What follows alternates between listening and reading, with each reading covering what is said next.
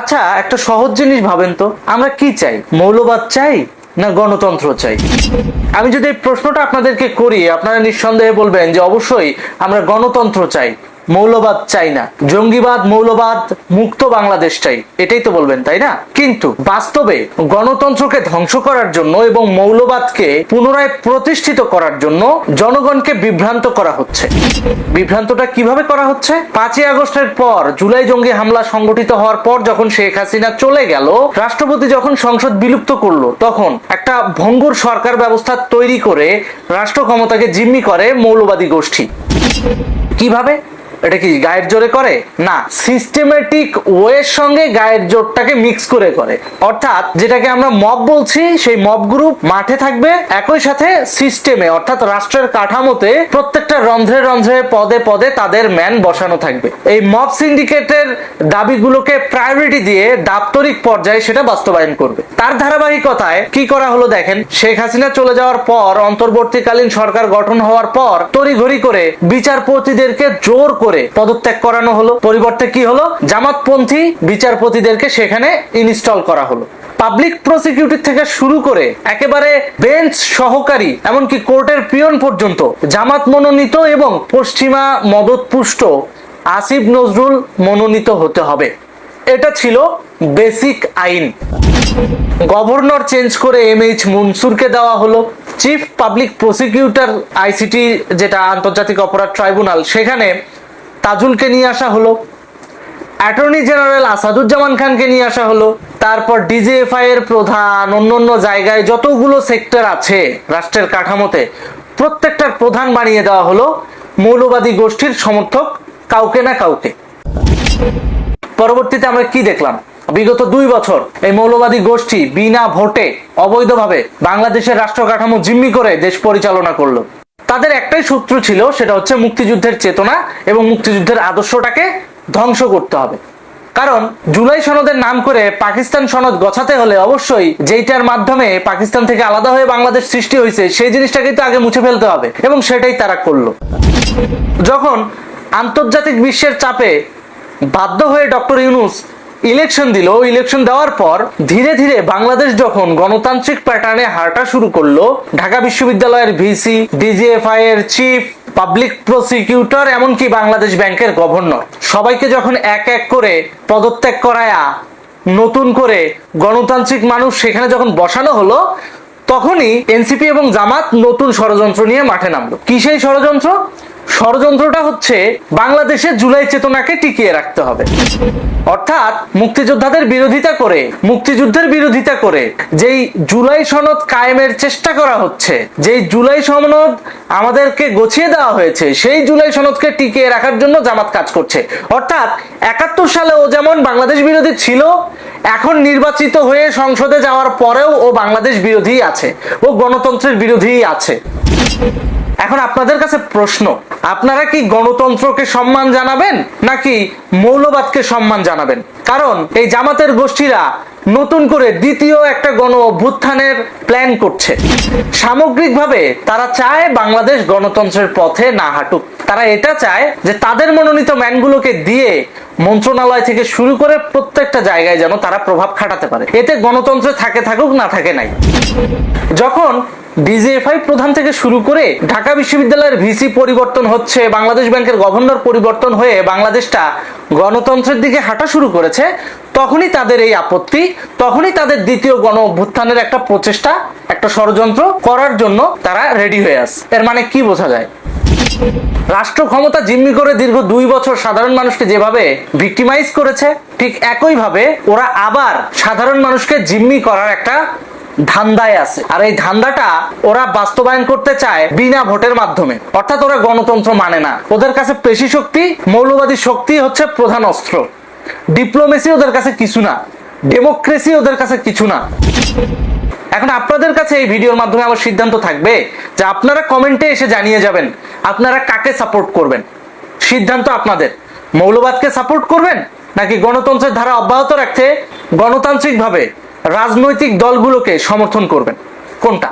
কারণ গণতন্ত্রের ধারায় যদি দেশ পরিচালিত হয়, দেশ ভালো চলবে। আর যদি মনে করেন আবার নিজেদেরকে জিম্মি করানোর জন্য সুযোগ সৃষ্টি করে দিবেন, তাহলে আপনারা চাইলেই এনসিপি এবং জামাতকে সমর্থন করতে পারেন। কিন্তু মনে রাখবেন, এনসিপি এবং জামাত মুক্তিযুদ্ধের প্রকাশ্য শত্রু। আর মুক্তিযুদ্ধ না থাকলে বাংলাদেশ থাকবে না। আর বাংলাদেশ না থাকলে আপনি আমরা সাধারণ মানুষ জিম্মি থাকবো, সেটা হতে পারে পাকিস্তান গোষ্ঠীর কাছে কিংবা পশ্চিমা কোনো গোষ্ঠীর কাছে। That is the reality. নির্বাচনে আমাদের হক কেড়ে নেওয়া হয়েছে, জামাতের আমির এই কথা বলছেন। এই অভিযোগ করে আবার প্রধানমন্ত্রীকে শুভেচ্ছা জানানো, ইফতারের দাওয়াত দেওয়া, তারপরে জামাতের আমির অসুস্থতা খবরে প্রধানমন্ত্রী তারেক রহমান তাকে ফোন করা, তার শারীরিক অবস্থা জানানো, সবকিছুই চলছে। কিন্তু অভিযোগটা তো খুব গুরুতর যে নির্বাচনে তাদের যেই বয়ান, তাতে জামাত নির্বাচনে জিতেছিল, কিন্তু পরিকল্পিতভাবে তাদেরকে পরাজিত করা হয়েছে। তো এই কথা কিন্তু প্রায় প্রতিদিনই বলা হচ্ছে। আজকে দেখলাম যে ঢাকার 2টি সহ মোট 3টা আসনে জামাত আদালতে আবেদন করেছে যাতে সব ফলাফলগুলি নিয়ে এসে গণনা করা হয়। এবং এটা আস্তে আস্তে কি ধুমায়িত হতে থাকবে অভিযোগের গুলি। নির্বাচনটাই যদি ঠিক নয়, তাহলে বাকি সামনের কাজগুলি কিভাবে হবে আমি এটা বুঝতে পারতেছি না। এই যে সৌহার্দ্য, সৌন্দর্য, ভদ্রতা, যেটা গণতান্ত্রিক রাজনৈতিক দলগুলো তাদের মধ্যে যে আচার, সেগুলি কথা বলা হচ্ছে, এখনো পর্যন্ত টিকে আছে। কিন্তু মূল বিষয়টা হলো যে দল পরাজিত হয়েছে, সেই পরাজয়টা তারা মেনে নিচ্ছে না। যারা বিজয়ী হয়েছে তাদেরকে বলা হচ্ছে তারা আসলে জয় হয়নি। তো হাসিনার আমলের কথা তো স্বাভাবিকভাবে আসে, তার আমলেও তো নির্বাচনটা সঠিক হতো না। তাহলে অন্তর্বর্তী সরকারের সময়ও নির্বাচনটা সঠিক হয়নি। অন্তর্বর্তী সরকার ফেভার করলো বিএনপিকে নাকি অন্য কেউ? এটার একটা মীমাংসা না হলে ভবিষ্যতে কিন্তু এটার বড় ধরনের একটা গোলমেলে পরিস্থিতি তৈরি হবে। শফিকুর রহমান বলছেন, যেখানেই যাচ্ছি মানুষ আমাদের বলছে আপনারা হারেননি, আপনাদের হারিয়ে দেওয়া হয়েছে। কিছু সংবেদনশীল এলাকায় ইচ্ছাকৃতভাবে আমাদের পরাজিত করা হয়েছে, সেন্সিটিভ জায়গায়। কোন কোন সেই সেন্সিটিভ জায়গায়? তিনি বলছেন যে যেসব আসনে 10 থেকে 12,000 ভোটের ব্যবধানে হারানো হয়েছে, তা ছিল ইচ্ছাকৃত। কোথাও কোথাও ফল ঘোষণা দেওয়ার পরও তা বন্ধ করে দেওয়া হয়েছে বলে অভিযোগ করেন তিনি। সংসদীয় রাজনীতিতে এবারই জামাত ইসলাম সবচেয়ে বড় সাফল্য অর্জন করেছে। তার ভাষ্যমতে এবারের নির্বাচনে তাদের 3টি লাভ হয়েছে। প্রথমত, দলের নেতৃত্বে অর্থবহ ঐক্য গড়ে উঠেছে। দ্বিতীয়ত, প্রধান বিরোধী দলের দায়িত্ব পেয়েছে। তৃতীয়ত, 6টি শক্তির বিরুদ্ধে সমান্তরালে লড়াই করেছে দলটি। এই 6 শক্তি আমাদের সঙ্গে পারত না যদি অন্য কিছুর আশ্রয় না নিত। এখন শুধু আমরা না, টিআইবি, সুজন সহ অনেকে বিষয়টা বলছে। টিআইবি, সুজন বলছে পুরো নির্বাচন না, কিছু আসনের কথা। যাক, সেটা এখন তাদের সাপোর্ট হচ্ছে, তাদের এই বক্তব্যগুলো। এখন কথাগুলো যে সেই 6 শক্তিকে, এখন বিএনপিও তো বলে যে বিএনপি শুধু জামাত না, জামাতের নানা রকম অঙ্গ প্রত্যঙ্গ, যেগুলি গুপ্ত সুপ্ত, প্রকাশ্য অপ্রকাশ্য সংগঠন, সেগুলির বিরুদ্ধে তাদেরকে লড়াই করতে হচ্ছে। এইরকম দল, যে দল মনে করে যে তাদেরকে পরাজিত করা হয়েছে, সেই দল পরাজয় মেনে নিয়ে সামনে গণতান্ত্রিক যে উত্তরণ বা কার্যক্রমে কিভাবে পার্টিসিপেট করবে, সেটা তো একটা গুরুতর প্রশ্ন। সংসদ অধিবেশন 12ই মার্চ রাষ্ট্রপতি আহ্বান করেছেন। সংসদ বসার সাথে সাথেই তো শুরু হয়ে যাবে যে জুলাই সনদ নিয়ে। আর বিএনপিও তখন বলবে যে এই যে জুলাই সনদ, শপথ, তারপরে এই বিশেষ করে গণভোট এবং দ্বিতীয় শপথ নেওয়া, এগুলি অবৈধ।